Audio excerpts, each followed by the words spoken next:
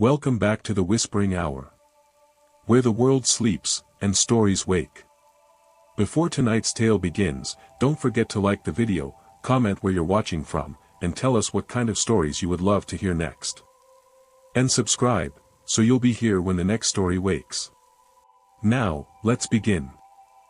It started with a message that should have meant nothing, but some people know how to place a sentence exactly where your guard is weakest, the little crease behind your ribs you stop checking after a long week, the place that feels like an ache and not a warning. He wrote, simply, "You look like someone who keeps secrets in the corners of their life." There was no picture, no profile link, only the sentence floating in the same gray chat bubble my thumb had learned to ignore. I stared at it long enough that the apartment hummed around me, the refrigerator sighing in a rhythm that suddenly sounded too loud.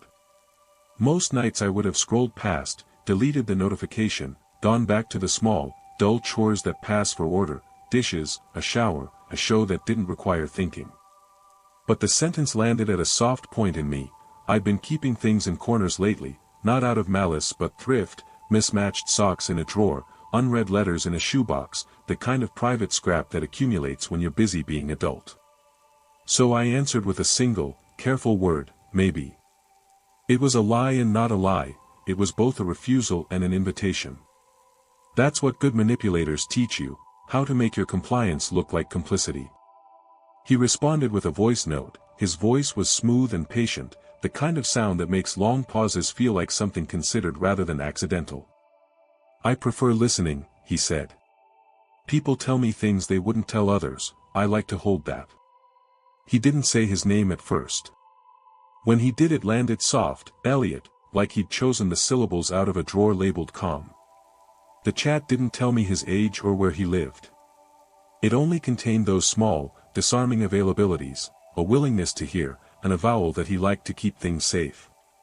People who offer safekeeping often want something to store. Sometimes it's affection, sometimes it is power.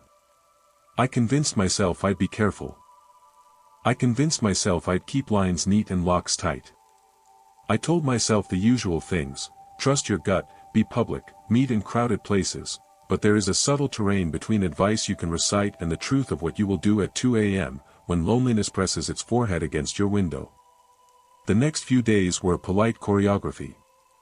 He texted in the late hours with odd little facts, an observation about the song playing on a playlist I'd left open, a question about whether I preferred the window open or closed in the rain. He asked about nothing heavy, and yet his questions laid like mortar, making a wall between my life as it had been and the version where someone else paid attention. I told myself he was harmless because he asked, not demanded, he suggested, not ordered.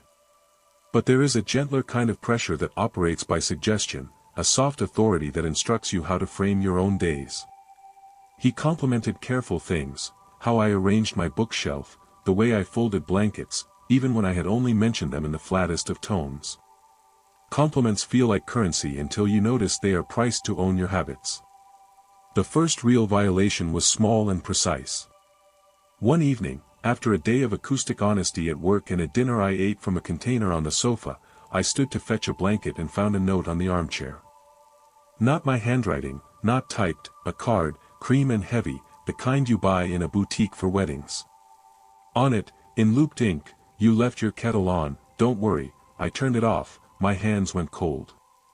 I hadn't left the kettle on, I hadn't even made tea that day. The idea that someone had been in my apartment, someone who knew how to be careful enough to leave a gentle message, felt like a violation wrapped in charm.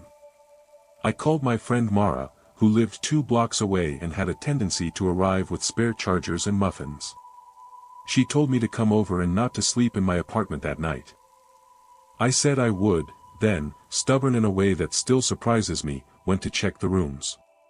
Drawers were closed, curtains drawn, nothing obviously moved.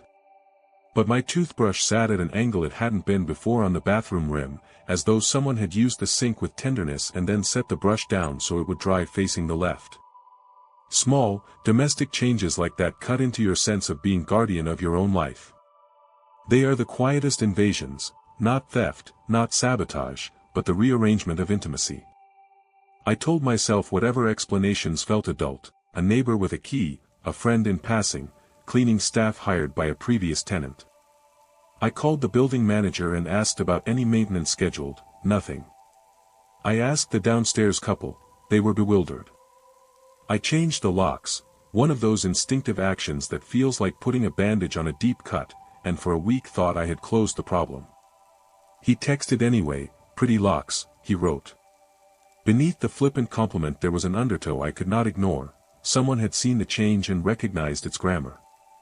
He didn't need keys when he could narrate the movements of my home. Narration is a kind of ownership, name the thing and you flatten its edges. As the weeks folded, his methods refined. He began to send what he called little returns, small parcels left anonymously by the door or slipped under it at odd hours. A candle with a faint sandalwood scent, a notepad with a pen tucked in, a photograph, me at a coffee shop 2 neighborhoods over, a week earlier, smiling at my phone, unposed. On the back of that photograph, a single line, "You were luminous that day," I kept it. The gifts were not valuable in monetary terms, they were specific, objects tethered to moments he could observe and preserve. It's one thing to be watched, it's another to be curated. He curated me in tiny collections, and each new item was like an exhibit label that read, inadvertently, "Owned by attention." There were other things that no person should be able to arrange without permission. My social calendar subtly changed, friends who used to text more often went quiet, posts on my feed that had once earned quick likes slowed as if an unseen hand had softened my presence, my preferred barista started spelling my name correctly in a handwriting that suggested they had been coached. Oddly, I found myself performing small certainties for his sake, posting a photograph with a messy bookshelf, leaving the kettle on the stove for exactly 5 minutes so the house smelled like tea. Doing those things felt like small penances, and worse, like proof that he could teach me to be agreeable. There is a corrosive quality to attention when it arrives unbidden, it does not merely notice, it edits. The danger with soft coercion is that you cannot always tell when lines have been crossed, and the whisper of violation slides past your censorship. He never bollocksed with force, he never raised his voice. Instead, he rewired my sense of belonging by making me complicit in the tenderness he offered. One night I woke to the sound of movement in the living room, paper folding, the slight rustle of fabric. My heart did its kinetic thing in my chest, but by the time I turned the corner there was only a notebook on the coffee table with a pen laid on top, a note scored carefully across the page, "I was thinking about the way you laugh." My first reaction was flattery, a childish ease inherited from every rom-com where attention equals love. Then shame, then a hollow panic, what gave him the right to fabricate the intimacy? Who had asked him to collect the echoes of my life and store them like a man pinning butterflies in a case? I began to test him, not in the thoughtful way you test lovers, small coy messages and coy replies, but in the practical way you test a system. I left misdirections, tiny decoys, a folded receipt under a plant, a shoe on the balcony. People hide the truths they can't say aloud, they need witnesses, underlined twice. A Polaroid tucked in a dictionary, my head bent over a page, the angle intimate, like the person knew how I slouched when I read. There was a gentleness in the arrangement that felt like a lover's care until you noticed the absence of consent and the presence of a plan. Elliot's gifts had shifted from bearing to claiming. When things turned truly dangerous, it was not with a yell or a door kicked in but through the geometry of belonging he constructed. He began leaving questions in places that invited conversation with me and my closest people. A bracelet on my mother's mailbox with a note, "Do you know your daughter as well as you think?" A Polaroid of me with the caption, "You look happiest by the water." He knew my friend's favorite cafes, he knew the bus I took, he knew the name of my therapist, which was the detail that made my stomach flip because why would he know that unless he'd scanned my life like a ledger and recorded the entries? The ledger was not a metaphor anymore, it was a method. He catalogued moments I thought private and presented them back as artifacts. Artifacts persuade, they make you doubt what else has already been taken. I moved twice, each time I changed the locks, shredded old receipts, altered passwords, asked friends to check in unannounced. For a while, it worked. New apartments felt like islands of safety, but safety is porous when the person who stalks you is patient and polite. He had the patience to let months pass, to let me believe the harm was in the past, only to puncture it with reminders. A photograph slipped under the new door of my third apartment, same angle, same handwriting, this time a picture of my shoes on the porch that afternoon, dust still on the soles. The caption, I follow the footsteps I like. The sentence pretends to be romantic, it reads like a confession when it is actually a claim. He tells you what he has done and why. And etiquette teaches you to listen. When I confronted him, crossing the legal line into personal interrogation, I felt like a small, angry animal. I wrote a message I thought would draw out a human, stop, leave me alone. He replied within an hour with a voice note, the kind of voice note people use when they want to sound tender and sincere. I am not trying to hurt you, he said, I am trying to keep you, you are scatter-keeping. I am a cleaner, I will not hurt you, but I will not stop noticing either. That was the moment I understood the grammar of his mind, keeping framed as kindness, vigilance dressed as love, invasion relabeled as preservation. He had learned to convert every act of attention into a moral right.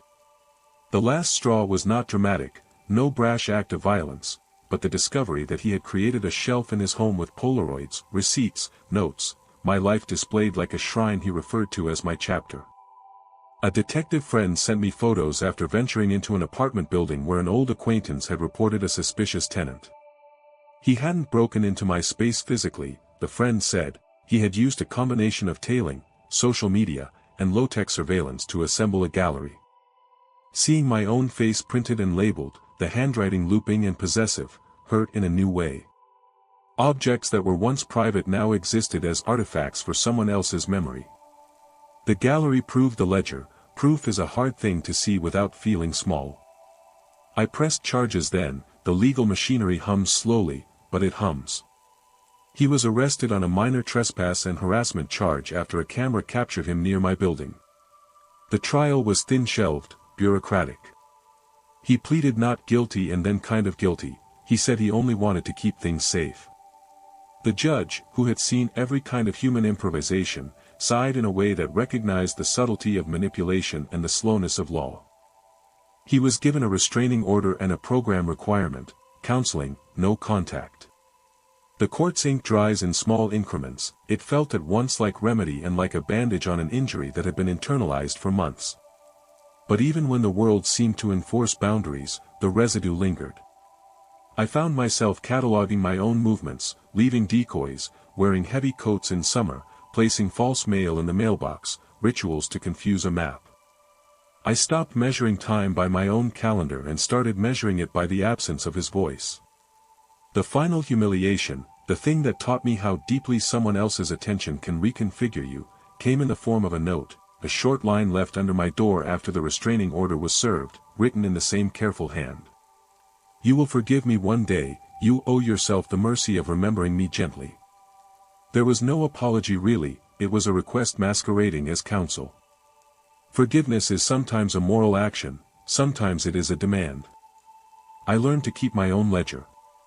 I taped little receipts in random drawers, I wrote my own notes and left them where only I would look, I took photographs of places I had been and dated them with a stubborn hand. I attached a sign to my mailbox, return to sender, do not touch.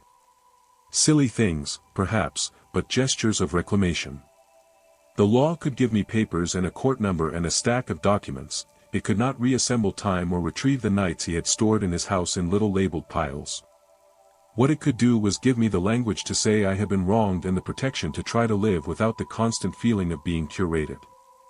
Sometimes, months later, I still dream of a cream card on the armchair or a voice that knows the exact cadence of my laugh. Sometimes my phone will buzz with an unknown number and my fingers will respond before my brain does. But the rusted tracks of privacy he laid through my life taught me a practical lesson.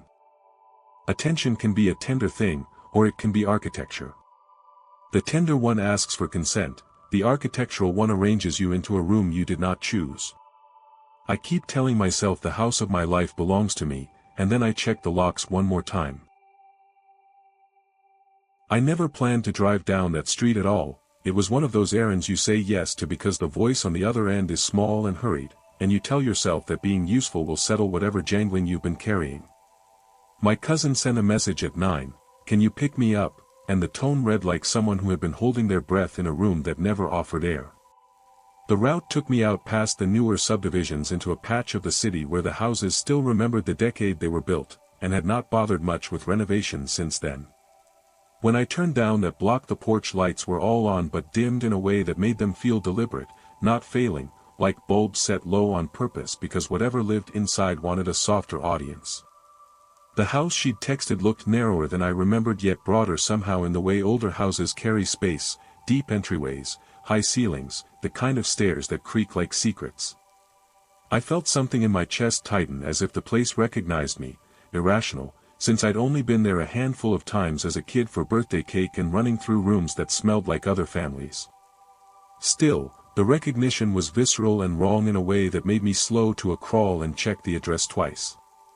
When I knocked, the door opened before my knuckles completed the second rap, which is the kind of thing that makes your body uncoil defensively. Someone had been expecting noise and had decided to answer it themselves. My cousin was halfway down the stairs, hair loose, jacket half on, eyes that weren't red but carried a tiredness like a bruise. She offered me a smile that faltered at the edges, like light trying to cross a pane of fog.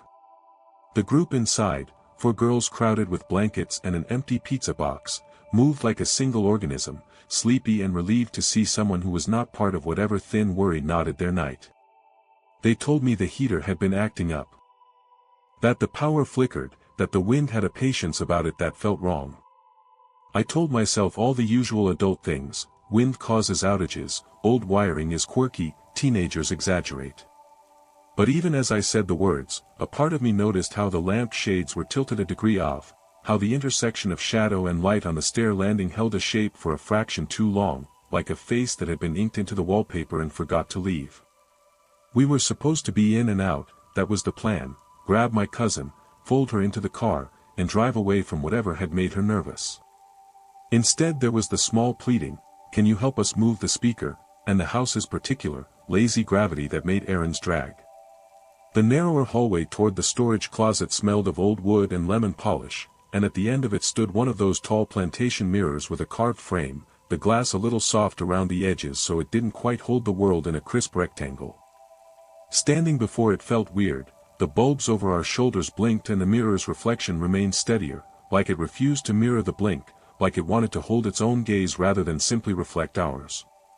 The friend who'd answer the door, a girl with cropped hair who moved like someone who had learned to make herself smaller, muttered not to look past the mirror, that it seemed to keep images of what had passed by too long.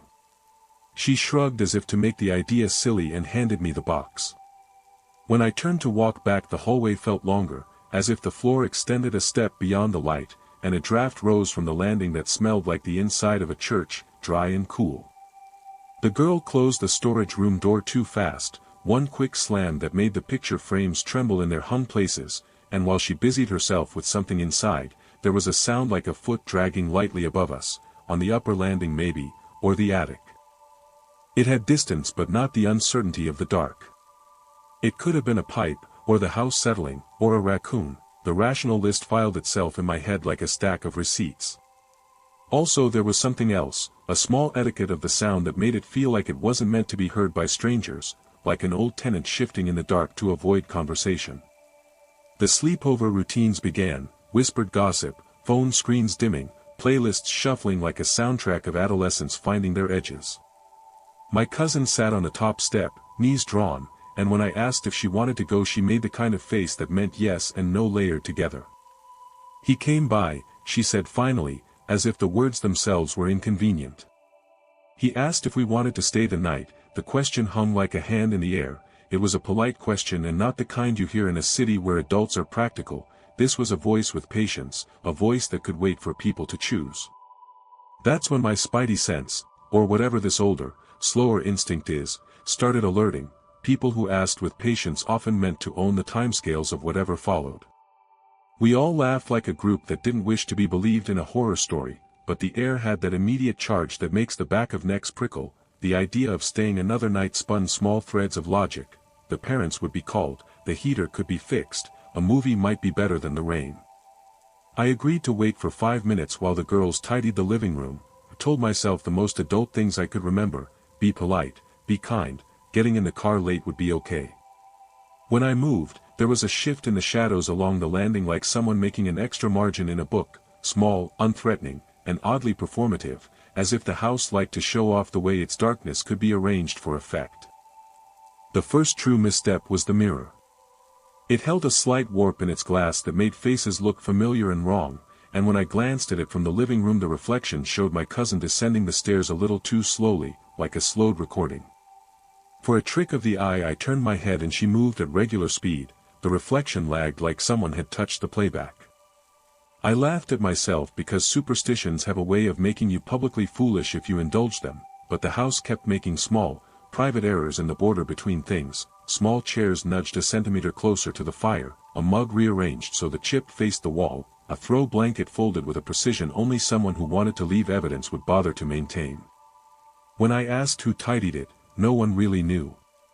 The girls said they might have, maybe one of them had wanted to make space, but the hesitation in their answers read like a small relief, a tacit admission that someone else had made a pattern and they had followed it. My cousin told me later she'd felt watched, not like when you're out in public and someone stares, but like being annotated, with notes pinned to the hems of her days. "He likes when we are still," she said, voice thin. "He likes when we sit and don't make a mess he has to fix." The casualness of that sentence is what unsettled me most. Possessiveness can be obvious, closed doors, sharp words, but the soft, efficient sort is a different animal. Around 3 in the morning the house began to speak. It was not a voice in the typical sense, no words shouted or whispered in the ear, but gestures, a mattress dipping gently beside an empty space as if company had settled down, the furnace clicking on though the thermostat hadn't asked, a record of movement across 2 floors where the only occupants had been in the living room. I went upstairs to fetch my cousin's phone because she'd left it charging, and on the landing I saw impressions, not prints. Exactly, but the way the carpet bent under imagined weight.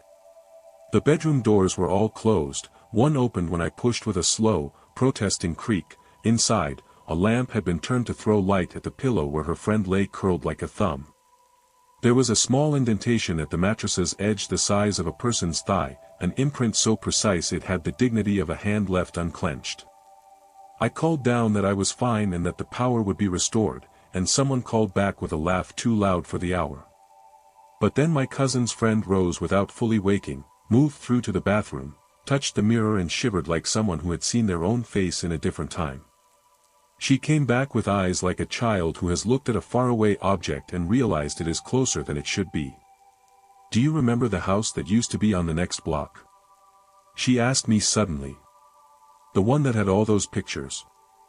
I said yes, and she looked at me as if that confirmed something, like a ledger adding up. There is a particular cruelty in how memory and architecture can conspire. Houses collect things, flowers tucked behind frames, notes slid under doors, objects left on side tables, and may do so without malice, simply storing what people deposit. But some houses seem to hold with intention, and this one held like a gardener who selects which saplings to water. That night my phone buzzed with a photograph from an unknown number, a hallway shot taken from the very mirror at the end of the upstairs landing. The light in the photo was the same dull wash the house through, the wallpaper matched, the mirror's frame was visible. In the reflection, for a split second, there was my cousin sitting on the stairs looking up. The timestamp read 3:17 a.m. The photo vanished before I could forward it, the app showed no sender. I woke my cousin and told her, and her reaction was not the frantic alarm I expected but something softer, more resigned. "He took one before," she said, like one announces the weather, "he likes to remind us he can." There was no claim of threat in her voice, only the tired murmur of those who measure their nights in compromises. When you are stuck in a house whose authority is quiet, your options narrow to tactics that read like small rebellions. I suggested we leave immediately. My cousin, for reasons I still puzzle over, said no at first. She would not say she enjoyed the attention, no one would admit that, but there's a small thrill in being witnessed when you feel invisible elsewhere, and maybe part of her mistaken that for acceptance. We packed her bag slow, clumsy, and when she finally stepped into the foyer the door seemed to breathe. The knob warmed under my hand like someone had been standing there minutes before, and at the porch the air felt suddenly sharp and enormous. As we backed toward the car my cousin's friend touched my elbow and said very softly, "Don't look back at the mirror on the way out." I obeyed, I walked forward with my eyes fixed on the road, and the porch light blinked as if someone had acknowledged the movement and then, with a patience that was almost kind, let the dark gather. The drive away felt like waking underwater. The streets blurred into longer ribbons and the city seemed to press around us with a curiosity that was less intense than that house's insistence. There is a peculiar human consolation in a landscape that simply keeps going. My cousin, who'd been quiet the whole ride, finally exhaled in a way that sounded like a person taking back a day. She told me in a voice that had been tamped down for months, "He asked if we would stay again last night. He asks when he thinks we need time, he said he likes the way the house listens." I asked her how we knew it was a he, and she shrugged, "We hear him in the timing." The taxonomy of haunting seems to prefer faces. People like to name the thing that watches them, but the thing that matters is the method. How attention is woven into the fabric of privacy until you cannot tell what is spontaneous and what is curated. We dropped her at home and I drove back toward my own street with the radio a thin comfort. I replayed the night in the dark and kept coming back to that measurement of patience, to the way a place could ask to be kept and do so without a visible hand, and I felt something like anger that felt both large and small, large because the world had not put laws against the soft tyranny of being constantly noticed, small because we live in a city where neighbors have always whispered but rarely intervened. 2 days later, when I thought the memory would recede like a bad dream, my phone buzzed at 3 a.m. with another image. A hallway again, the same frame, same mirror, and in the mirror's depth a pair of feet descending that stair, my cousin's feet this time, bare and slow. The number sent it from nowhere and the file wouldn't open, it timed out like a breath held too long. I deleted it and sat with the blank screen, feeling an odd, physical exhaustion. I left a note under my front door for my cousin, "If he asks again, we leave, no what-ifs." She texted back that she had started sleeping with the light on, that she was changing her route to class, that sometimes she felt an old house's presence on her like a hand smoothing the blanket. I offered to come by more, she said not to.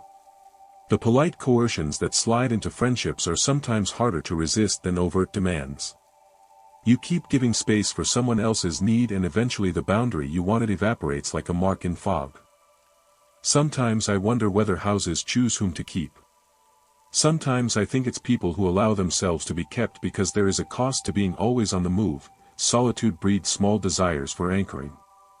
The danger is that anchoring can be a form of captivity when another's kindness becomes the ledger that calculates your days. I still look at mirrors differently now, I pass them with a quick nod, as if acknowledging a stranger in the glass.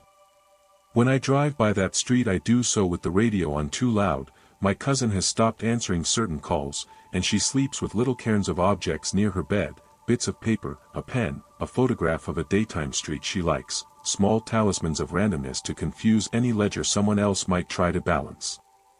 The house on that block still keeps its lights low in the evening, and sometimes, on winter nights when the wind is flat and the city seems to hold its breath, I hear the softest sound over the phone from her voice, "He asked again," and the words feel like a question and a demand at once. If someone invites you to spend a night where the house listens more than it sleeps, check your pockets for the things you carry that belong only to you, your keys, your receipts, your embarrassments, and decide which ones you will leave behind and which ones you insist on keeping. The quiet that feels like rescue can be a careful, patient room arranging itself into ownership, and the small practice of keeping your own nights is sometimes the only defense against being catalogued by someone else's attention. I never planned to let him pick the room I slept in. I told myself early on that there were lines you didn't let other people draw for you, that you kept the shape of your nights intact because they're often the only place the rest of your life makes sense. But when someone offers a bed with sheets that smell faintly of laundry you can't afford and a quiet that promises non-existence for worrying, you start to believe that a furnished night is a kindness rather than a compromise. Thomas said it simply, the way men who buy silence do, "There's a small house near the cliffs. Use it when you need to be away." No expectations, no drama, it sounded almost like a refuge. The envelope with the key that came in the mail, heavy paper, his handwriting splayed like a signature on a check, felt like a benediction. The city had been a grind that month, rent ate the edges off my patience and friends were suddenly busy in a way that suggested the world had decided to let me find my own inconveniences. The idea of a weekend somewhere that smelled of lemon oil and sea air read like a prescription, and because I was tired in all the places that make people choose poorly, I accepted. The drive out there was the sort of thing that softens the mind. The highways decongest, the lights get sparse, and the radio plays songs that sound like nostalgia for places you've never been. His 90s sedan, he liked those cars because they reminded him, he said once, of a time before everything had to look sharp, was parked in the drive when I arrived, waiting as if it had been told someone important would be coming home. The house tucked into the coast like a piece of stage scenery, clapboard washed in a color that wanted to be blue but had surrendered to gray, a porch with chairs arranged like a set you were invited to sit in. Inside the rooms were curated in a way that made me feel like I'd walked into an interior designer's memory. Lamps placed to make faces soft. Books arranged by height rather than subject, as if the room cared more about the silhouette of a shelf than what the pages said. It smelled like wood polish and old paper, the air so cultivated it felt like an exhibit. Thomas surprised me by not being there. I liked that at first because absence felt like access. The key worked. That small metallic click of a lock yielding is the sort of intimate sound that makes strangers feel like allies to a private domesticity. There was an envelope on the counter with my name on it, the same looped hand, and inside a card that said only, "Stay as long as you need. The guest room by the window is yours, don't worry about the rest." He might have meant it as a generous thing. I unpacked my bag because my body liked the ritual of placing things, of making temporary plans, and because you can convince yourself into believing kindness is innocent if you put soft linen on your skin and make the room warm. That first night the house did small, patient things that begged to be charming. A lamp would click on in a room I hadn't been in, as if someone had remembered to keep me company. A kettle boiled itself at an hour when my city life would have considered the noise rude. There were traces of company everywhere, not clutter, but signs of a life maintained for the purpose of making the house feel inhabited instead of staged. I told myself Thomas had left a caretaker or a housekeeper and felt grateful that my want of softness was being politely tended to. Late, lying under a duvet that smelled faintly of cedar, I heard faint footsteps in the hallway, exact, polite, practiced, steps that slowed at the threshold of my door and then moved away as if whatever owned them had reconsidered interrupting a private sleep. I didn't get up because politeness has a strange inertia. You can forgive a lot if you go to sleep pretending to be unafraid. The second morning something was off in a way that is difficult to name. I made coffee and found a mug placed on the counter I hadn't owned, ceramic warm with a trace of steam like it had just been used, a plate with crumbs that were not mine sat on the table. The smallness of those things mattered more than their value because they implied an update to the ledger of the house. Someone else had been in my room, had moved with the comfortable precision of a person who knew the places they could touch. I called Thomas and the call slid into voicemail. I left a message and felt absurd. Who leaves a voicemail in 2025, and the fact that I felt foolish for caring felt worse. I told myself to be generous. Maybe he'd sent a friend by to check the place, maybe the caretaker's hour was morning and it had been a kindness I'd misinterpreted. By the third night the house had started keeping things for itself. I woke to the sensation of being watched in the way you feel when your apartment's lights are suddenly off and someone else's silhouette stands in a window opposite, noticed but not threatened. The guest room door was closed when I fell asleep. When I woke, it stood ajar and the curtains were drawn to a sliver of night that showed the ocean gesturing at a distance. Small things had moved. My sweater draped over the chair was folded now with the care of a parent. The book I'd been reading faced the wall as if ashamed. A scent, green, floral, almost unplaceable, lingered under my nostrils like perfume on a coat. It was the sort of scent you get accustomed to and then start identifying in your dreams as someone else's presence. There was a weight on the edge of the bed as if someone had sat there and leaned in to watch me sleep. I listened to the house breathe around me and thought about the ways people cultivate dominoes of attention, an unnoticed kindness, then a small concession, then something expected. I decided that the small, successive invasions of privacy might be explainable by charm or incompetence until I found the photograph. It was tucked into the pillowcase like a pressed bloom, face down as if shy. When I turned it over, the image was of the guest room itself, me in profile, half awake, hair threaded with sleep, the lamp throwing one side of my face into shadow. The photograph bore no date but had an angle that meant the camera had been placed on the chair beside the bed or in the curtains themselves. My initial reaction was fury, the hot, clean anger that moves you to pack and slam doors. I considered leaving immediately, collecting my things and walking into the kind of night that makes you feel purposeful. But the photograph had a note on its back in the same looped handwriting that at first felt like a benediction: "You rest well." The looped hand made my anger thin. There is a curious feeling when someone takes a tender action and signs it gently: embarrassment, because the world has taught us to feel complicit when the gaze is framed as affection. After that I started marking things. I would write little notes and leave them near the lamp: "I was here," and in the morning the notes would be folded differently, the nudge of the paper suggesting someone had handled them as if gentleness had been a manual. I moved a book and put it back in an obviously wrong shelf to see if the arrangement would change. In the morning the book would be right again and a different book would be misfiled, a small, polite correction that read like the house was editing the life inside it. When I asked Thomas about it, messages at first, later a call where his voice sounded distant soft, he laughed the way someone laughs at the idea that a house would be meddlesome. "Old houses are social animals," he said, "they like attention, they let us know when they're happy." His tone was the sort of cultivated warmth that makes you feel foolish for the questions you are about to ask. People who can afford ambiguity often use it like armor. I wanted to believe him because the alternative was to admit I had let a stranger catalog the private motions of my life. There is a slow arithmetic to being kept. At first the house confuses you with familiarity: someone arranging your scarf, moving your shoes so they face a certain way, then it starts to accumulate little proofs that it knows you better than you suspect: a photograph of the coffee mug you always use, one of your keys left on the counter, a Polaroid of your bare feet by the bed. Those proofs become a museum, and museums create narratives. Narratives make you live within frames you did not choose. The first time I tried to take back the frame, the friction was immediate. I packed an overnight bag, intending to leave at dawn. I laid the notes, the photograph, the small objects I brought into a pile and zipped a bag with a speed that made my hands tremble. I walked into the hallway, the house humming in its small, attentive way, and stopped before the door because something in the dark said that the house wanted me to see one more thing. On the mantel above the fireplace sat a small wooden box, previously not there, with a lid that had been carved with an unassuming knot. Inside were 3 slips of paper folded like tiny shirt collars.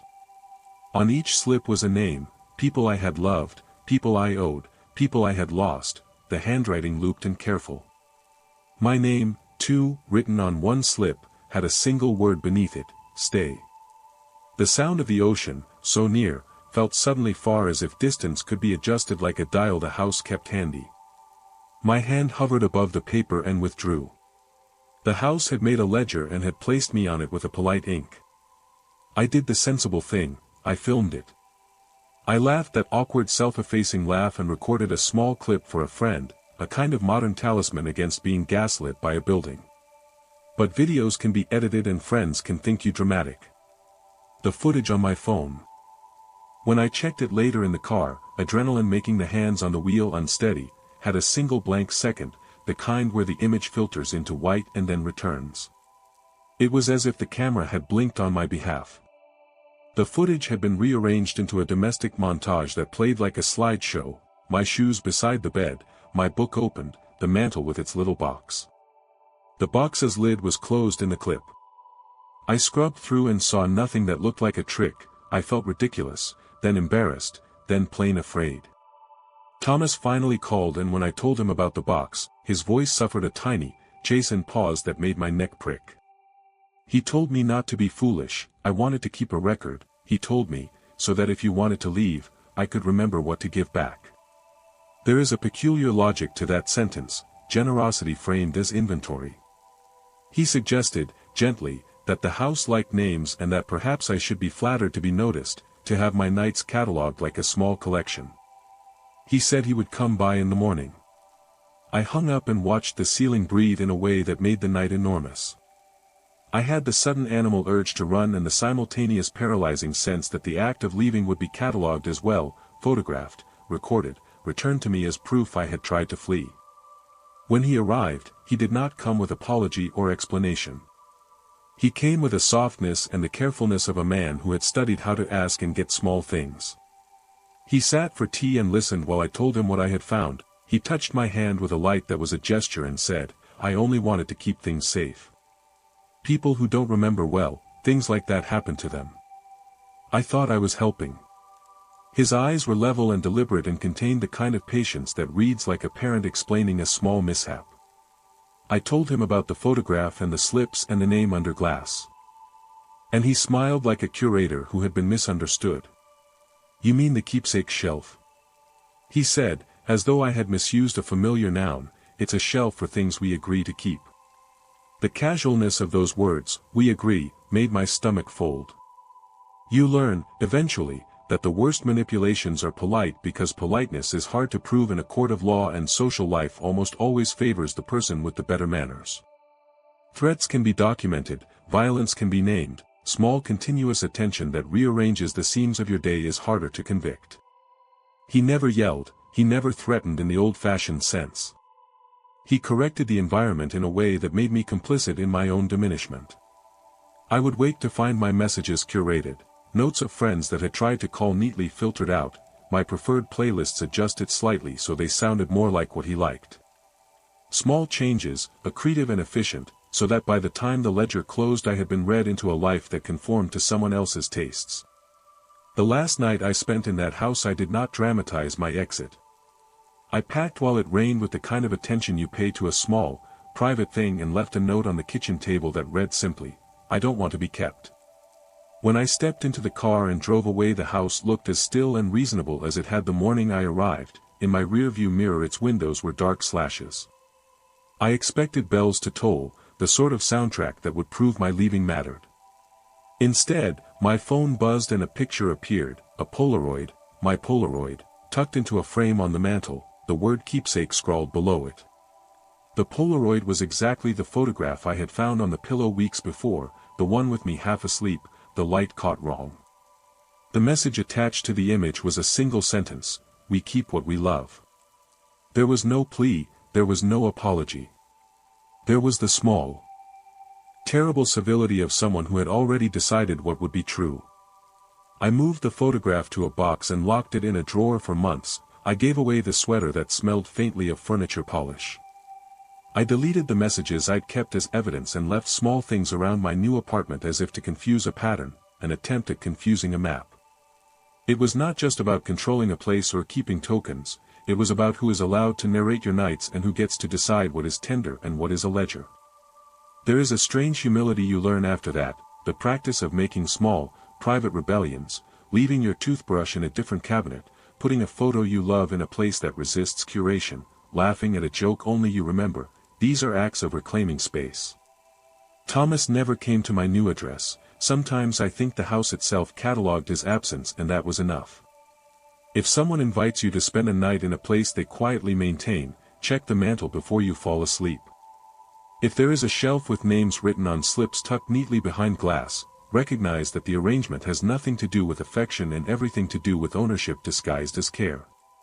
Keep your own ledger with your handwriting, leave small, pointless things in odd places so the architecture of a stranger's tenderness cannot map you so cleanly.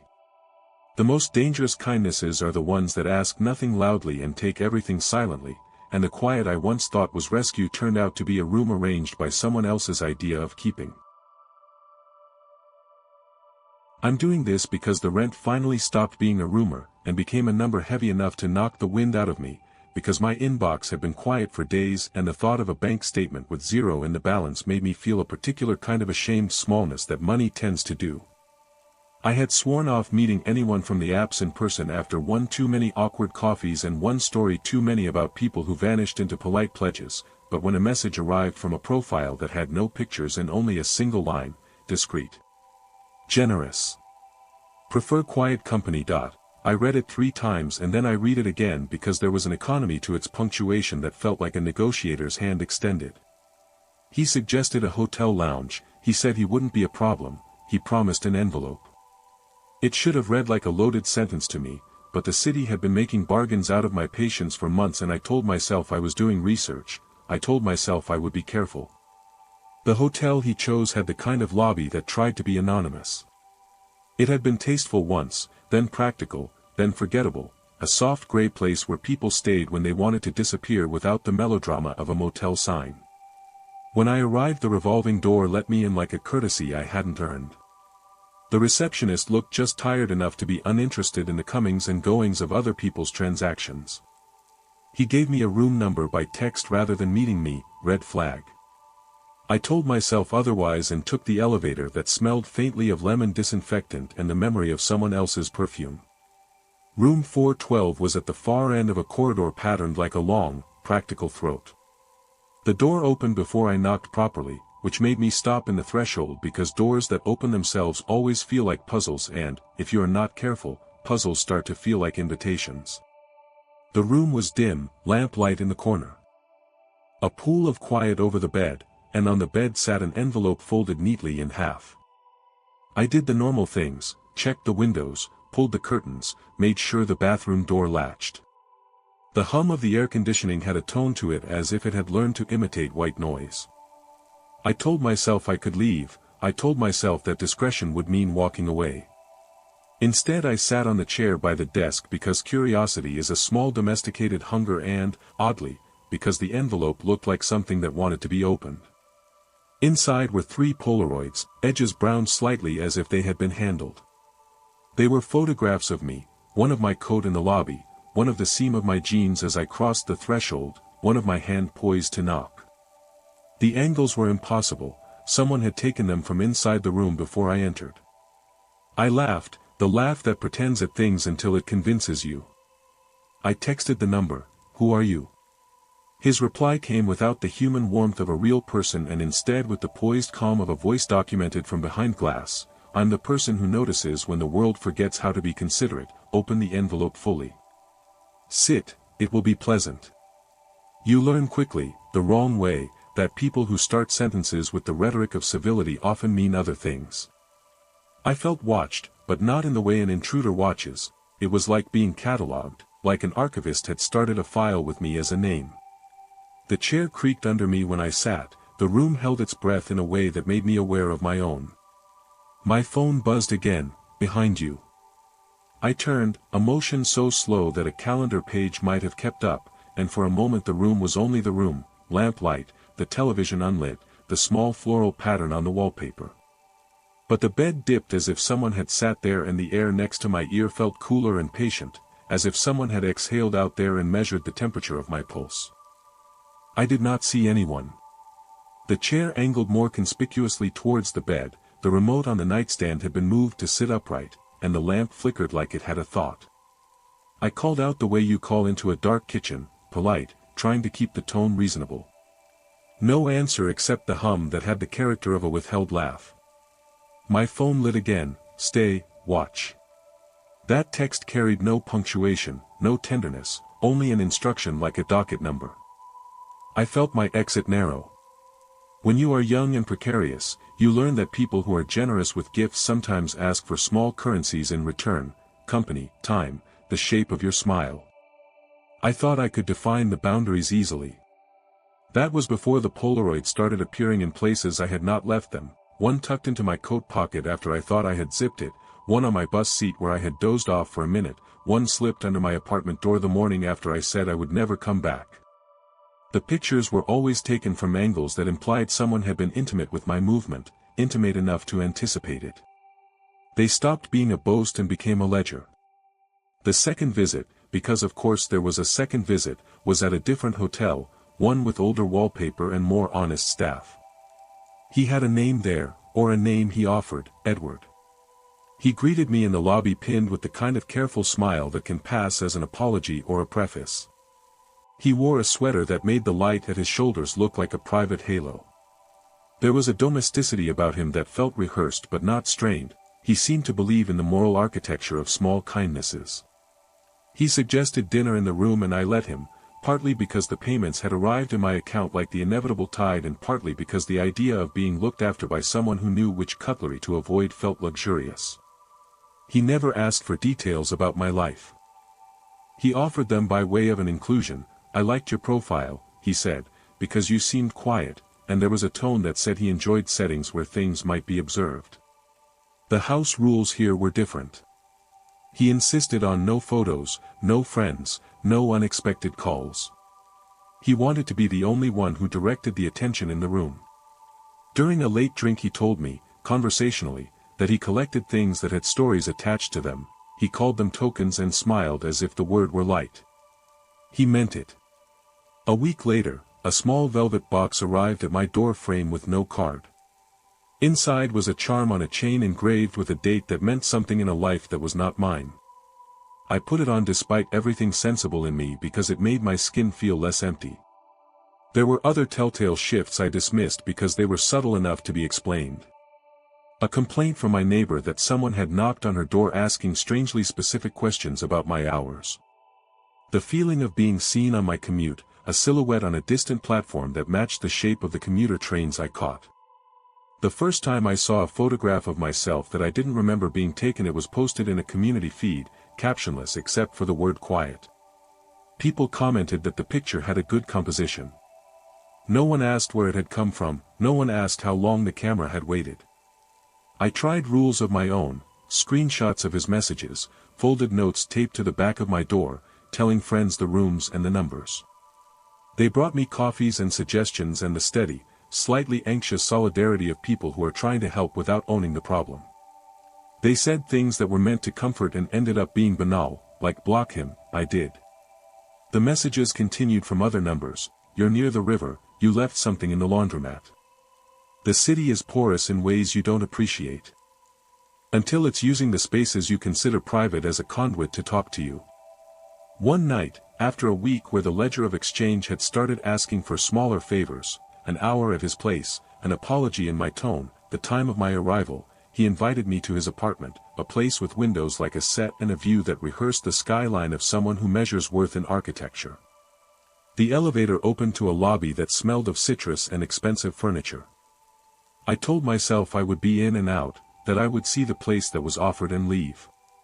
The door to his apartment opened before I could reach for the knocker, and the room swallowed me in the kind of blue-gold light that makes the world feel rich and thin at once. The walls were lined with framed photographs, neatly hung like evidence. They were all Polaroids. He walked me through them as if giving me a tour of small altars. There were Polaroids of people in restaurants, people laughing on stoops, a child on a bicycle, a dog with a crooked ear. There was a Polaroid of me, taken in my apartment, my head in profile as if in thought. It had a date scrawled on the margin. The date was from 2 nights before, when I had thought I was hours from home alone, when I had thought the blinds were drawn and the apartment had been private. He smiled like a curator of memorials and said, simply, I like to preserve things. He had a shelf of envelopes labeled in a careful script, keepsakes. He took one down and opened it to reveal a strip of film with snapshots of a family dinner whose faces were slightly out of focus in a way that made them seem like memories being recalled with affection for the blur. He said, with a kind of affectionate gravity, that he kept people's better moments, he gave them a place to rest outside of the turnover of time. The apartment felt like a place that expected to keep its guests. My phone buzzed in my bag once and his gaze followed the movement as if it were music. He sked lightly and said the device was a bad companion, he preferred company who arrived present. The conversation drifted into a softer space where his voice was varnished with charm and the room with artful light. Then, in the small hours after we had taken wine to the balcony and the city cut us a geometric horizon, he said something I can't shake, you can leave whenever you like, but you'll always be on my shelf. He smiled as though it were an offering. The metaphor landed like a bird that did not fly away. There are numbers you learn to avoid and names you begin to cough out like salt. There are ways to be stubborn and ways to be small. I tried to refuse, to step beyond the polite request and into the kind of refusal that is loud and decisive. He took it without offense. He did not shout or threaten, he wrote another envelope and said it would be waiting if I changed my mind. That was how debt works, sometimes it is gentle enough to be mistaken for patience. I told him I would think about it and I left his apartment with a key in my hand I had not asked for and a photograph pressed into the lining of my coat pocket. The photograph was of a playground where 2 children were swinging. There was no caption. The thing about presents that come with instructions is that they begin to reframe your choices. Small constraints that ask for a single trade, an hour here, a dinner there, bend into patterns. When you resist, the person who has been buying your quiet company takes pains to remind you that you induced those pauses in the first place. He would make small gestures, pay for a taxi without asking, leave a coat at my door, take out expenses from the bank in ways that were useful, and then he would ask for a small consistency, one weekend a month, a text at midnight, the occasional dinner when he was in town. It never felt coercive because coercion without theatrics is what is legal. It felt tidy, like forms filled out and filed appropriately. The ledger continued. There was an evening when the ledger asked for something else entirely. I came home after a night shift and there was a small, unmarked box on my doormat. Inside was a cassette tape. The sort of object you only see in films or thrift stores. I put it in my old player because the nostalgia was charming and perhaps because I wanted to believe he had sentimental hobbies rather than malice. The tape played a hiss and then a voice, slow and present, reading a list of details, the name of my high school, the brand of toothpaste my family used, a childhood nickname I had never said out loud in years. The voice said each piece with that uncanny intimacy that made it sound less like surveillance and more like the transcription of someone's memory. At the end of the recording the voice said, "You were quiet today, that is why I like you." I realized then that there was a difference between being watched and being catalogued. Watching is a surface thing, catalog is below the skin. It organizes you by little facts until you feel like a subject in a ledger rather than a person making messy decisions. I started to see places where the lines had been drawn, my apartment key returned to the door, my favorite mug repositioned, the music I liked suddenly suggested in playlists I did not subscribe to. The city had a new motif for me, it felt like an instrument with a slow hand. The last night I went to his apartment I did it because I wanted to end it with decency. I wanted to tell him I would not be a thing he put on a shelf. I had rehearsed speech in my head, sharp, decisive, final, and had every intention of using it. He was waiting in the same chair, the room bathed in the same soft lamp glow, and when I opened my mouth he did not look surprised. He merely extended a small wooden box toward me. Inside was a Polaroid. It was of me in my own kitchen that morning, standing in my pajamas, hair uncombed, reaching for the coffee. The date scribbled on the margin was that day's date. He said, in a voice that had the texture of a man reading a line he had written, "You brought the coffee to the table. That is very domestic of you, I like domestic." He smiled like someone who had given you a compliment and a bill. I took a breath and tried the practiced refusal. He listened as one should listen to a plea that will not change the ledger. When I left I felt the street swallow me and the city seemed to be arranged to make me smaller. The next morning there were 3 Polaroids taped to my front door, me entering the building, me bringing in my groceries, me on the bus. The middle one had a sliver cut out as if a small hand had used scissors to remove some detail. My phone buzzed and a text read, "You are on the shelf, remember to visit." The menace was not loud, it was a careful, attractive insistence. There is a final scale to this, it is not the man or the gifts or the photographs alone.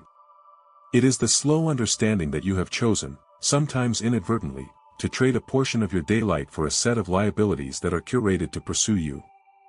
The most intimate dangers dress themselves in civility. They carry a ledger and they ask you to help them with the accounting. I tried to stop visiting, I changed my route, I used cash for a while, I slept with my lights on and left the radio playing.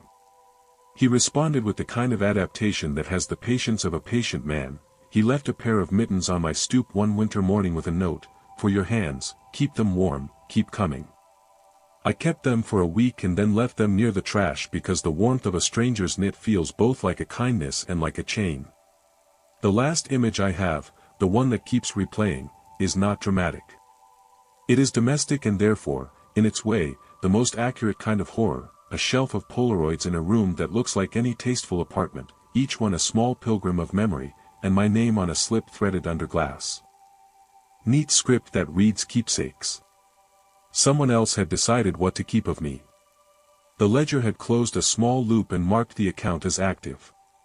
If someone offers you money and a quiet place and asks, gently, for your company, listen to your instincts which often know more than the polite parts of your brain. Set boundaries that feel like walls and not like loose suggestions. Take the envelope and set it on the table and walk away while you still can. If you are stubborn like I was, if you tell yourself that you will be different, then remember one practical thing: look at your doors, check your windows, and when you come home see if there is a Polaroid tucked into the margin of something you trusted would be private. Sometimes the world keeps your image in small rectangles and calls it affection. Sometimes the ledger is just numbers and images until you find your life rearranged in the corners of rooms you thought you owned, and when you do find yourself catalogued, learned, and kept, the worst part is not that you were captured but that you do not notice exactly when you began to offer yourself as an item on someone else's shelf. I wasn't supposed to meet him that night. I had told myself, more than once, that my life after 30 would not be a chain of small, risky decisions made in the dim hope of being rescued from boredom. But life has a way of making necessities sound like conveniences. Rent had eaten more of my paycheck than I had the right to expect, my freelance work had folded into a chorus of polite rejections, and the profile I'd kept half-heartedly active on the apps had somehow started producing matches that felt less like strangers and more like economies.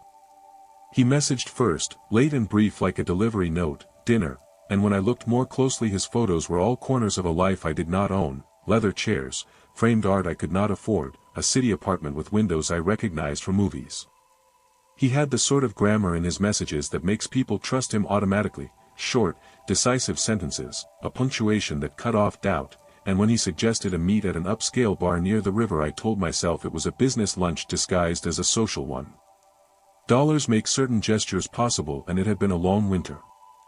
I told a friend I was going out, I told my building super I would be home late, I left my keys in the pocket I had used for years for small, unnecessary things like receipts and cheap chocolate.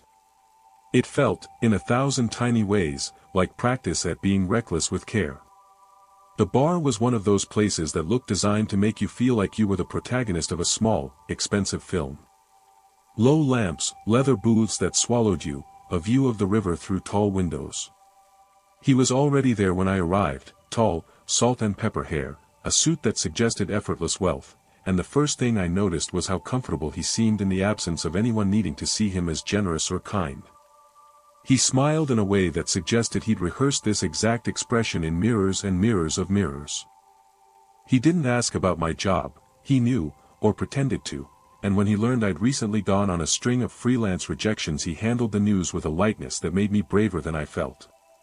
He ordered for both of us without consulting me, a small authority that I accepted gratefully. His name was Martin. He said he liked the sound of it when he said it, as if it were a private pleasure to have given the syllables permission to be spoken. He spoke of art and travel and obscure musicians he claimed to have discovered years ago. He avoided talking about younger friends or children. When the conversation crested toward family he simply asked questions about me and let the spaces between answers be comfortable. Then, as the evening eased into a polished afterglow, he suggested an arrangement. Not crude, not transactional in the way the app messages had been, but direct. He liked to meet people who were bright, who could make easy conversation, and he paid for the convenience of not having to meet strangers in bad lighting.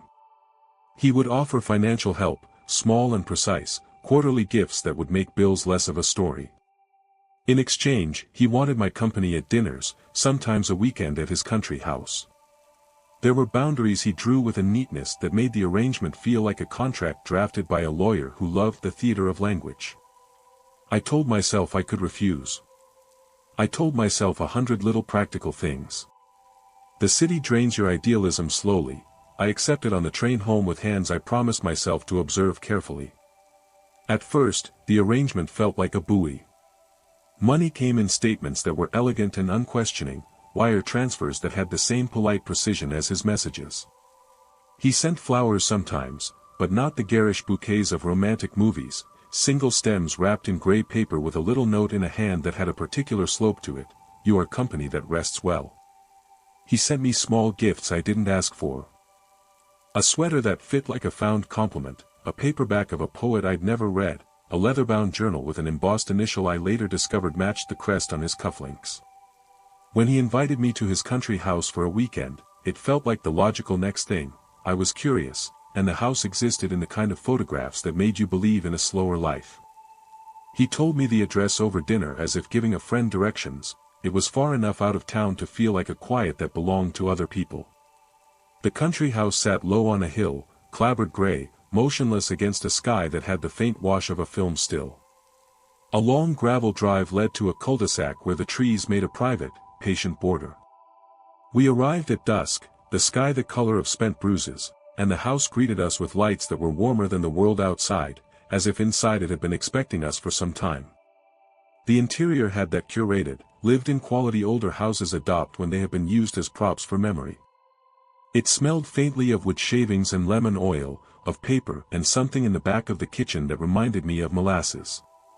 The furniture was comfortable in the way money makes comfort inscrutable. A chair exists not to be sat in but to assert that the person who owns it has the leisure to allow such things. There were bookshelves full of books I wanted and did not own, a fireplace that had been further decorated into a stage set. He showed me the rooms with a proud, soft-handed care, as if he were arranging a small tableau for my consumption. He told me where the guest room was and offered to unpack my bag, small courtesies that made me feel like a guest and not a sum. After dinner we drank tea on the porch where the darkness was relieved only by the lines of trees and the faint reflection of the river. He spoke about the house in a way that made it feel like a living ledger of time. This room had been used for small griefs. That one for parties he could not remember exactly, the attic for storing the things that would need to be found in the future. There was an odd, inevitable rhythm to the way he named these rooms, as if he had rehearsed the past to make it tidy. The first strange thing happened in the middle of the night, when I woke with the sensation of being watched by something both small and patient. I lay still, as one does when the night edges close, and the house made its own sounds, with settling, breath of the heating system, the measured leak of an old house's metabolism. Then, beneath those familiar noises, I thought I heard footsteps. Not the casual, loose footsteps of a person moving across the hall, but small, careful steps that moved with the specific cadence of someone who had been practiced at moving quietly in the dark. I pulled my phone for the time. It was a forgiving hour, the kind that suggests we can sleep without consequences. The sound stopped, and my cheek went warm with the embarrassment of having woken for nothing. The house had its ways of correcting my imagination. The next morning, when I stepped into the hallway, there were faint imprints on the stair runner, little depressions as if someone had sat and shifted their weight on the same spot for a long while, and the doorknob outside my guest room was warm, not because of recent use but because heat had pooled there like memory.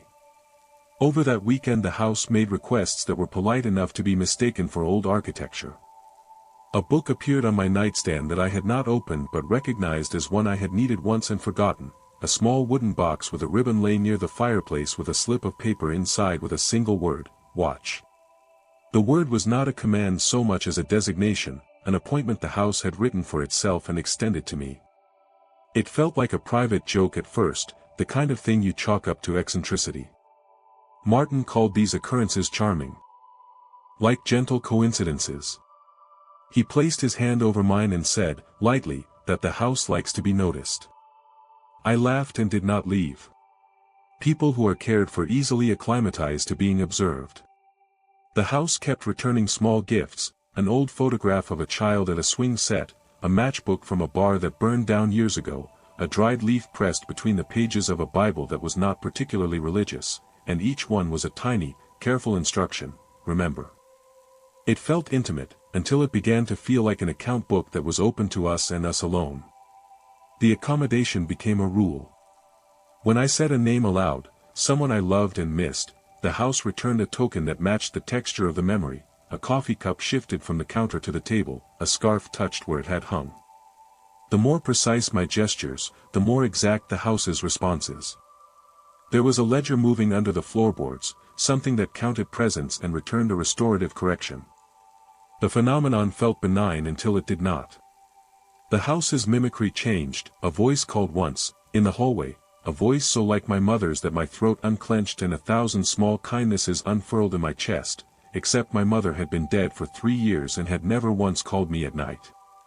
I stepped into the corridor with the terrible, childlike hope that a shadow would materialize and reveal the trick, but the hallway was empty and the photographs on the wall, which had been hung facing the progression of the stairs, now tilted toward me as if the house itself had angled them to watch.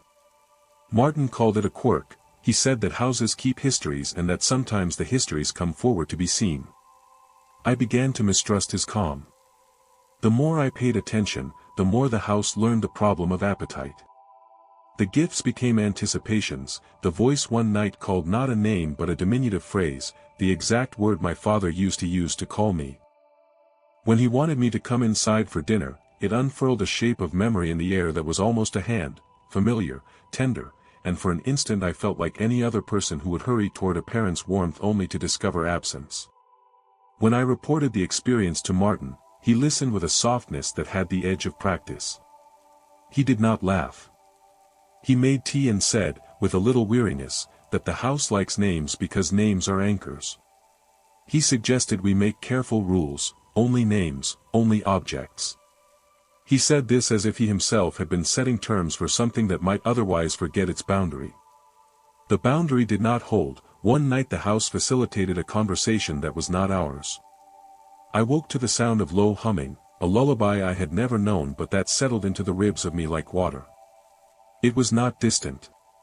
It was under the floor, under the plaster, under the careful surface the house presented. I followed the sound down the hallway as if it had been a map written in the dark, and it took me to the attic door. The attic was a place he had said was not for guests, a polite prohibition he had given me as a way to make care feel respectable, and when I had asked him about it at dinner he had said only that it was used for things you were not immediately ready to tidy.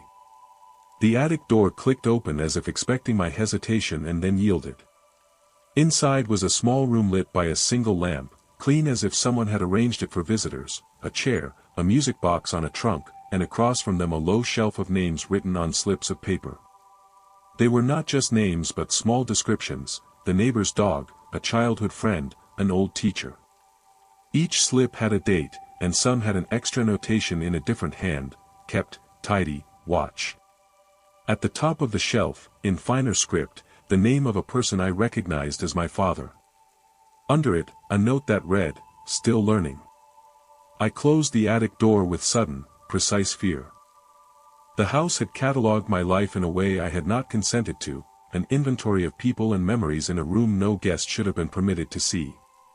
When I confronted Martin about it at breakfast, his face changed in a way I had not seen, a small, shuttered thing that made him seem almost younger. He said the house had been accumulating for a long time, that the attic was its archive, not an instrument of malice. He suggested the slips were a kindness, an act of preservation. There was a softness to his explanation and an insistence that I should not be afraid, as if fear were a curiosity he intended to study later. The way he said it made my skin prickle. He touched my hand with an extra, unnecessary pressure and said we could keep the attic between us, a private repository for names we wanted to be safe. The intimacy felt like a possession.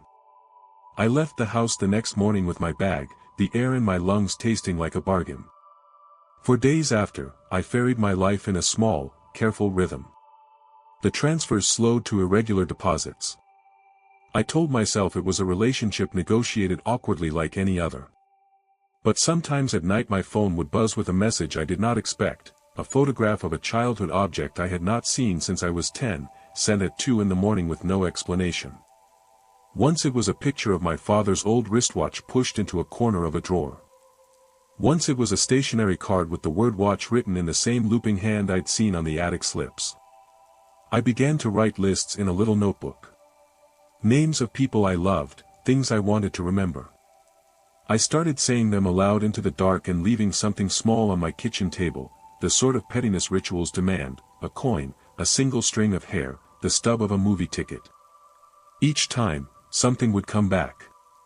Sometimes it was photographic proof that the house had been paying attention, a captured moment of an old friend laughing. Other times it was a voice on a late-night call, low and familiar and just slightly wrong. There were nights when I thought I could leave. I packed a bag, left a note in the kitchen, and walked to the subway like a person trying to be someone who did not owe the past any attendance. My phone vibrated with a picture, and in the image was my apartment key placed on my own doorstep with a note under it, "Remember to come back." The message made me laugh in a small, brittle way, and then I felt a weight in the center of my chest like a hand closing. The house, it seemed, could reach me through the small public highways of modern life. It knew modes of address. It had learned the network that connected us to our littler beacons and used them to send me tokens. Tokens have power because they make you accountable. When you receive them you feel the invisible ledger nudge, you owe a response. I began to understand the precise cruelty of the house, not that it was monstrous in some cinematic sense, but that it worked like a careful bureaucrat of memory, visiting in the guise of tender habit until your life's smallest seams were its accounts. The last time I went to the house, it was not an invitation. Martin called and said he had something to show me. He did not explain over the phone. I found myself driving out of the city again at dusk, the GPS folding the route into comfort. The house sat as if it had been waiting for a revelation. He met me on the porch without preamble and took my hand with a purpose I no longer found comfortable. He led me to the attic again, opened the door, and this time the shelf of names was different. My father's name was crossed out and beneath it, a new slip of paper read, "Kept." Next to it, in a handwriting I did not recognize, smaller, more patient, was my own name with an instruction, "Bring something back." He smiled at me then with an expression I cannot neatly translate. It was pleased and also oddly resolute. As if an experiment had reached a crucial proof. I stepped closer and looked at the slips. The attic light traced the letters and the room smelled of old paper and of someone who has been staying up to make lists. I understood, horrifically, that keeping was not benign. Keeping meant you could not leave a thing behind until the ledger decided otherwise. I left that night and I did not return.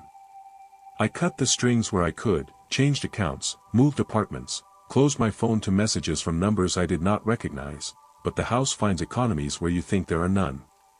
Months later a package arrived with the faded sleeve of a cassette tape I had made with a friend in college. There was no card. The tape was blank when I played it, but beneath it, tucked into the sleeve, lay a tiny strip of paper in the careful hand, "You kept watch." I have since learned that the house will not stop being what it is, it will keep compiling small favors and small debts, and the ledger will remain. What I learned in the end is likely the only lesson that matters. Memory is not a private thing you can own or sell. When you agree to be a keeper, you become accountable both to the thing you loved and to the place that has taken to noting every small mercy you offer. If ever you are invited by light and polite hands to spend a night at someone's country house, check the attic door before you go. If the room is closed, do not peer. If it is open and there is a shelf, do not be flattered.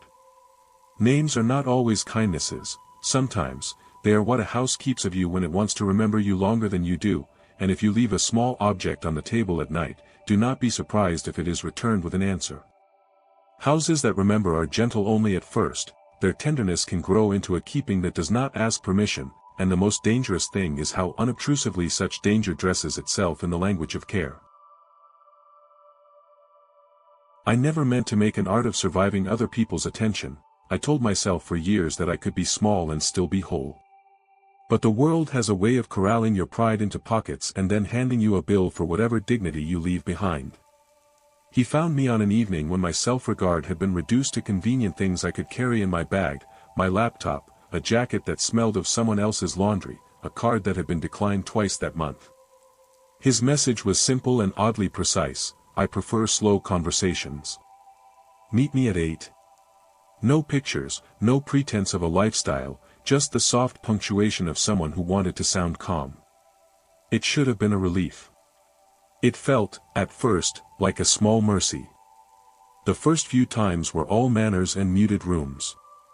He picked places that made it easy to be anonymous: bookstore cafes, dim lampied restaurants tucked away from the avenue, a side table where the waitress pretended not to see us when she refilled our water. He was deliberate in a way that felt almost tender. He asked about my work in an exacting voice, about my mother in a tone that honored whatever answer I chose to give, about my pattern of watching late-night shows when sleep felt like a negotiation. His name was Grant and he said it like a fact he enjoyed, not as a character he wanted to be. He paid without flourish, which made me more suspicious because when the money was there and quiet, the rest of his generosity had the mannerisms of being rehearsed. Then he began to send me things. Not large things, nothing cinematic, just small correctives, a link to a podcast he thought I'd like, a book with a sticky note in his handwriting inside the cover, an unremarkable scarf left on a bench in the park with a note that read "For cold walks." They were the sort of gifts that make a stranger's life feel less sharp and, if you're paying attention, make your edges softer around them. I told myself they were kindnesses. I told myself they were tokens of someone reading me carefully. I thanked him, I accepted. It didn't feel like charity because he never said it was. He framed things as preferences. I like keeping company with people who are deliberate, and that phrase then began to define the shape of what we did. He liked me quiet, and I, exhausted by noise, complied. The first time it became a performance was subtle. We were at his apartment, which was the kind of place you could imagine in a glossy magazine: tall windows, a couch whose cushions had been fluffed by a person who thought about presentation, a shelf with vases that were not dusty. He had an accent that refused to pin itself to a place. He owned it in the way you own a minor peculiarity. He offered me tea and I said yes because refusing felt oddly like admitting there could be trouble. The teapot was warmed before water was poured.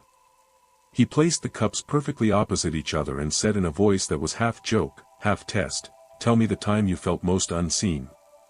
It was the sort of request that sounds like the start of a confession and the end of personal history, and I told him, awkwardly, about nights when I slept on the couch because the apartment felt too big for me and my small complaints. He listened with a patience that made me feel less like a person and more like a specimen of something tender. When I finished he nodded and said, quietly, "Good." I liked the economy of that. It was a compliment. It was a metric. I laughed then, because laughing is the polite thing to do when someone turns your pain into an aesthetic. After that, things shifted. He began to like certain rhythms in my life. He'd message at times when he knew I would be working late and ask for a photograph of my desk lamp. He'd compliment a lunch I'd sent a casual photo of, remarking on how I ate with my fork in my left hand, a small observation that made me self-conscious.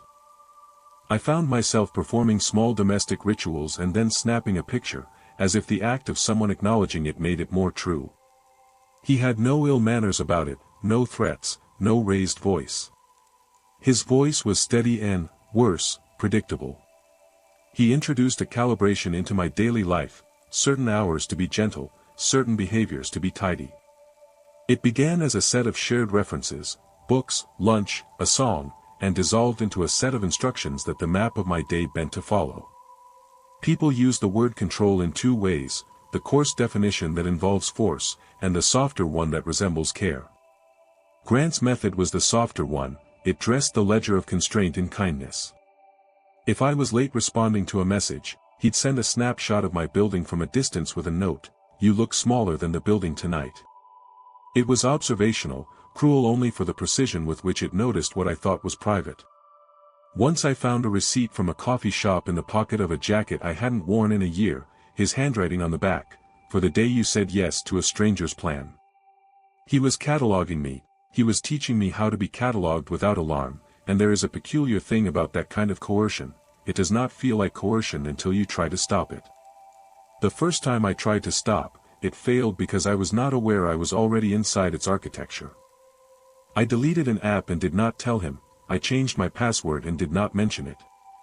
He noticed, not by accusation, never that, but by omission. The next morning there was a package on my doorstep, a small wooden box, inside it a folded note in his neat script: "I prefer consistency." There was no question mark, no apology. I called him and he sounded disappointed, the way one might be disappointed in a coat that has lost its color. He suggested we meet so we could talk. When I arrived I had rehearsed refusal. I had planned to be blunt and cutting, to say the words I had saved up. "This feels wrong, stop." Instead he poured me tea and asked, softly, "Do you want to be someone who is noticed for the right things?" It was not a question. It was a folding of options so that the range of refusal narrowed on its own. He collected details the way a museum collects objects, carefully, without judgment, under glass. He kept them organized: dates, notes, the right angle from which a person seemed most appealing. There was a shelf in his study where he kept what he called little proofs. A Polaroid of me laughing at a joke I didn't remember making, a ticket stub from a movie I had told him I loved in passing, a dried corner of a napkin I had used one night at dinner. He trotted them out like a conjurer, and I watched the smallness of my life become an exhibit. He called the practice preservation. He told me that memory becomes corrupt over time, and that is why he kept things safe. The vocabulary was sympathetic and therefore dangerous. What he called preservation I increasingly felt as possession. The psychological tricks he used were surgical. He taught me to doubt the reliability of my own memory with the softest of hands. If I said I had left my keys on the side table, he would mention, in passing conversation, that he had moved them because they made the entryway look untidy. If I remembered a phrase from my childhood, he would reply that it sounded like the phrase his mother used, and then produce a recording of a woman, someone he described as an aunt, saying something nearly identical. When you are told the source of a thing often enough, the memory of it rearranges to match that testimony. He fed me alternatives dressed as helpful corrections. I felt, gradually, like an unreliable narrator in my own life. The story I had thought I lived got its edges smoothed by someone who claimed to have a better memory of me than I did. There were times when the pressure was almost tender. On a night when I called because the apartment felt too loud with my own thoughts, he arrived with a blanket and sat on my couch like a practiced guest. He listened without interrupting as I said small resentments and larger fears. When I mentioned a name carelessly, my brother's, my ex's, he would ask a single follow-up, "Do you want me to remember that for you?" It felt like a kindness, it felt like a rehearsal. He offered to keep things for me, appointments, passwords, a list of people to call on birthdays. It was efficient, and for a while, I mistook efficiency for affection. Then I learned how quickly efficiency becomes a cage. The turning point was not dramatic, it was an evening of small, awful details. I had returned from a work trip and found my apartment arranged slightly differently, books stacked by color, the framed photo of my father moved to a higher shelf, my favorite mug rotated so the chip faced away from sight. There was a photograph on the table that I had never seen, a photo of me as a child sitting on the front steps of a house that wasn't my childhood home. The back was written on in his handwriting, "We keep what comforts us." I felt anger, then confusion, then a slick sort of fear under my ribcage. I called him and his voice at first was puzzled. He said the photograph had been there for months and that perhaps I had simply not noticed. The calmness of that suggestion unmoored me. If someone else could rearrange my life and then plausibly claim I had forgotten, what did that say about the solidity of my own days? After that I started leaving deliberate marks, notes tucked under a plate, a pen left uncapped on the counter, and watching to see if they moved. They moved, always with the particular neatness of someone tidying a display. I confronted him and he listened with a tilt of his head that suggested he found my boundaries quaint. He asked if I could understand why someone might want to help another person keep the things that mattered. He used the metaphor of a library he was curating, and then said, quietly, "I want to be the one who curates you." There was a possessiveness to the phrasing that tasted like wallpaper paste and old tea. When I tried to outsmart him by staging a small rebellion, booking a weekend away without telling him, I discovered the depth of his reach. The day before my trip, my phone buzzed with a photograph, my suitcase at my front door, tags showing the destination I'd chosen. The timestamps were impossible unless someone had been in my apartment. I changed the locks. He left a glove in the mailbox. I switched providers. He sent a note, "You can change streets but you cannot change the fact that I notice." The police were polite when I went to them, the way the world is polite to the small tragedies of personal privacy. They suggested documentation, cameras, restraining orders. He never raised his voice. He never physically threatened. He turned the vocabulary of tenderness into pressure, and the city's laws felt like an insufficient match for the way his attention circled my life. The strangest, and most intimate, moment was one he never meant to show as a threat. I woke one night at 2 in the morning and found him sitting in my kitchen with a mug in his hand, blanket across his lap, pale in the way a person looks when they have been allowed to sleep in someone else's space for comfort. I had never given him a key, I had no realistic explanation for how he had entered. He smiled at me as if this were something charming. "You said you liked quiet," he said. "I thought you might want company." I felt an awful, acidic panic and also a ludicrous desire to be the person who has room for such a guest. I told him he should leave. He did, slowly, with the same care he used for choosing which plate sat on his shelf. When he left, there was a sticky note on my fridge, for when you like company again. The note was the sort of thing that could be charming and could also be a ledger entry. I reached a point where I could map the contours of his behavior like weather. He never demanded time I had not offered, he never forced affection. Instead he nudged the world so gently I could not feel the shove, the music I loved recommended in a playlist he curated, the articles appearing in my feed about people who had quiet lives, friends gently asked me about my new arrangement, as if it were a fashionable habit. The social field around me shifted until my refusal felt as eccentric as an attempt at heroism. He had created a culture in which his interventions looked like care and my resistance looked like rudeness. The end was not a climactic unmasking but a quiet cessation, which may be the cruelest form of ending. I left one morning, packed an overnight bag, and walked out of my apartment with the sort of taut calm I had rehearsed in private. I did not tell him, I did not stage a dramatic confrontation. For weeks he sent me small parcels, an extra sweater in the mail, a book with a new note, a single Polaroid that showed my back as I walked into a coffee shop. The last one was different, it had no caption, no neat handwriting, only a single word typed in stark letters across the white border, remembered. I blocked numbers, changed email addresses, moved across town. He called once after that, only once, and left a voicemail that contained nothing but the sound of pages turning and then the sentence, spoken plainly, I curated you the way a gardener tends a bed, some plants leave seeds behind. I listened to it twice and then deleted it. What stays with me is not the granularity of his methods but the way they worked on the soft tissue of selfhood. He did not need violence because he had the grammar of care on his side. He rewired what I could believe about memory and about my own permission. For a long time after, I would find myself checking whether a book was left where I owned it or shifted in some tiny way and feel a cold drop in my stomach. I learned new forms of armor, digital cleanliness, locks that clicked more loudly, friends who agreed to knock on my door unannounced to make the apartment feel full of living, not curated. I taught myself to leave little surprises for myself, a postcard in a book, a taped receipt with a doodle.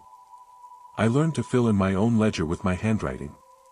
There is a peculiar danger in the architecture of affection disguised as guardianship. It is easy to call it a lesson in boundaries, which it was, but more precise to call it an education in self-possession. He had a way of making the world obey his gaze by teaching others to mimic his tenderness, and that mimicry built its own logic. The last thing I did, months after the final message and the final parcel, was to go back, briefly, to a cafe where we had first met and sit at the corner table, ordering a coffee for myself, not for performance. The napkin the waitress handed me had his handwriting on the back because my nervousness had been visible to someone. I left it there, I walked out. The napkin sat on the table like a small relic and then, slowly, like something ordinary, and that ordinariness is what I had to relearn, that my life could be ordinary again without being catalogued. The quiet he meant to fix taught me what it means to be vigilant for the wrong kind of generosity, and the small, stubborn practice of doing nothing for anyone but yourself turned out to be the truest reclamation. You have been listening to The Whispering Hour. Tonight's tale fades softly, leaving its last light in the quiet corners of your mind. Let the echoes settle. Let the darkness rest. Good night.